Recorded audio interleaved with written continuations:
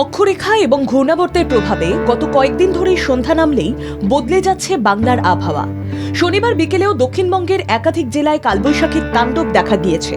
ঝড় বৃষ্টিতে ভিজেছে কলকাতাও। আলিপুর আবহাওয়া দফতর জানিয়েছে, আগামী বুধবার পর্যন্ত দক্ষিণবঙ্গ জুড়ে ঝড় বৃষ্টির সম্ভাবনা রয়েছে। রবিবার কলকাতায় বজ্রবিদ্যুৎ সহ বৃষ্টির পাশাপাশি ঘন্টায় 30 থেকে 40 কিলোমিটার বেগে ঝোড়ো হাওয়া বইতে পারে। তবে সোমবার থেকে দুর্যোগ আরও বাড়বে বলেই পূর্বাভাস। সোমবার দক্ষিণবঙ্গের সব জেলাতেই কমলা সতর্কতা জারি করা হয়েছে। 6 মে পর্যন্ত দক্ষিণবঙ্গে বৃষ্টির পূর্বাভাস।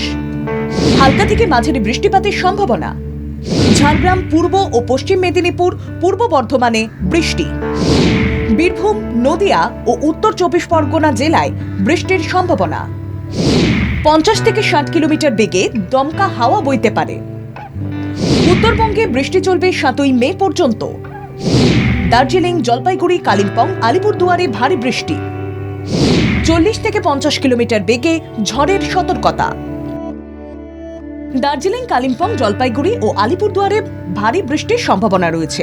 পাশাপাশি মালদা এবং দক্ষিণ দিনাজপুরেও সোমবার এবং মঙ্গলবার ঝড় বৃষ্টির সতর্কতা জারি হয়েছে। এদিকে বঙ্গোপসাগর উত্তাল থাকায় রবিবার থেকে মঙ্গলবার পর্যন্ত মৎস্যজীবীদের সমুদ্রে যেতে নিষেধাজ্ঞা জারি করা হয়েছে। আবহবিদদের মতে উত্তর পূর্ব মধ্যপ্রদেশ থেকে বাংলাদেশ হয়ে অসম পর্যন্ত বিস্তৃত অক্ষরেখা এবং উত্তর বাংলাদেশের উপর অবস্থান করা ঘূর্ণাবর্তের জেরেই এই দুর্যোগপূর্ণ পরিস্থিতি তৈরি হয়েছে। তবে এই ঝড় বৃষ্টির জেরে বৈশাখের তীব্র গরম থেকে কিছুটা স্বস্তি পেয়েছেন সাধারণ মানুষ। কলকাতা তাপমাত্রাও স্বাভাবিকের তুলনায় বেশ কয়েক ডিগ্রি নিচে নেমেছে। ব্যুরো রিপোর্ট, বাংলা জাগো।